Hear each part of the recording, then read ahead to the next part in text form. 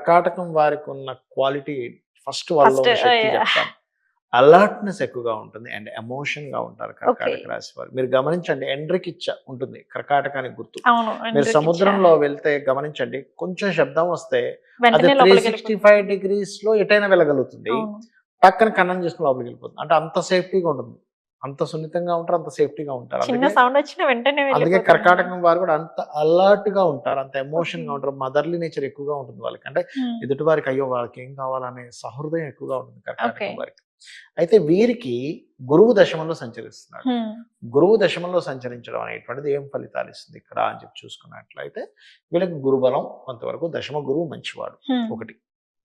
రెండవది ఏమిటి కర్కాటకం వారికి చూసుకున్నట్లయితే ఇక్కడ 3లో కేతు ఉన్నాడు, భాగ్యంలో రాహు ఉన్నాడు, అష్టమ శని నడుస్తుంది. హ్మ్. చాలా మంది భయపడుతుంటారు. అమ్మో! అష్టమ శని, అమ్మో! ఏలినాటి శని, అమ్మో! భయం. అర్ధాష్టమ శని అసలు అంటారు. ఎలినాటి శని అంటే చాలా మంది భయపడిపోతారు.